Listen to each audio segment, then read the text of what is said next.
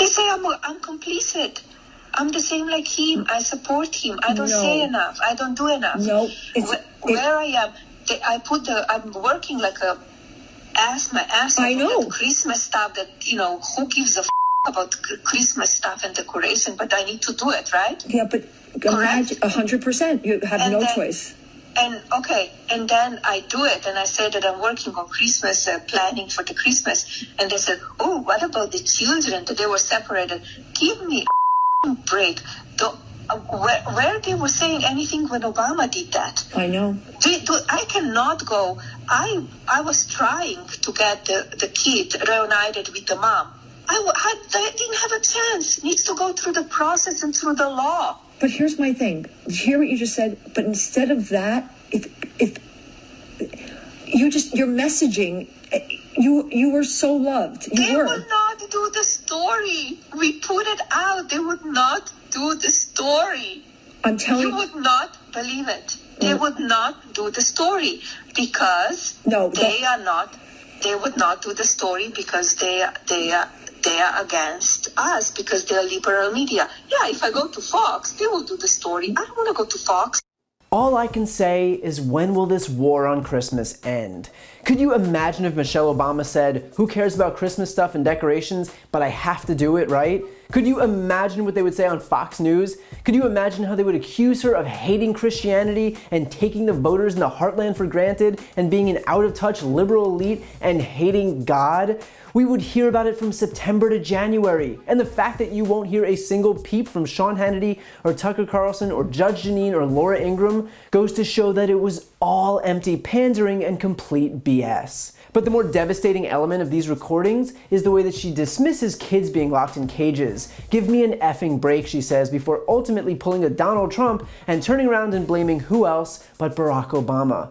What she fails to realize by virtue of getting her news from her husband is that there was no child separation policy in the Obama White House. That claim has been refuted and put to bed. Obama's domestic policy advisor Cecilio Munoz is on record saying, quote, "The Obama administration did not do that. No, we did not separate children from their parents. This is a new decision, a policy decision put in place by the Attorney General." And she's right. It was then Attorney General Jeff Sessions who implemented the zero tolerance policy at the southern border in April of 2018, wherein children were separated from their parents and taken into custody for criminal prosecution. Trump's own Justice Department described the policy as, quote, "new," and in response to an increase in unauthorized border crossings that spring. The policy called for the criminal prosecution of everyone who enters the country illegally, resulting in nearly 3,000 children being forcibly separated from their parents, which Trump officials, including Jeff Sessions himself, have specifically called a deterrent.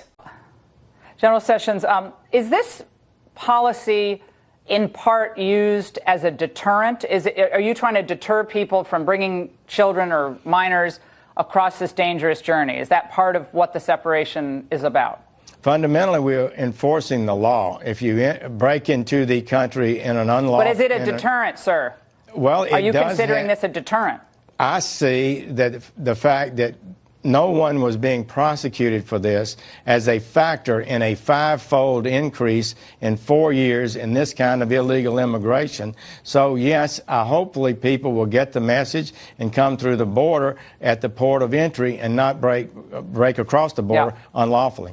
The separations were the point. It was intended to scare people. The cruelty was a feature, not a bug. The policy was then challenged in June, and it was ended shortly thereafter. If that policy had existed during the Obama administration, there would have also been a lawsuit challenging it during his term, but the fact that there wasn't should speak volumes here. All of that is to say that no, this has nothing to do with Barack Obama and everything to do with Donald Trump. Trump wanted the cruelest policy he could create because he does not care about human beings. He only cared about inflicting the most harm he could upon the people who he predicated his campaign on banning from this country.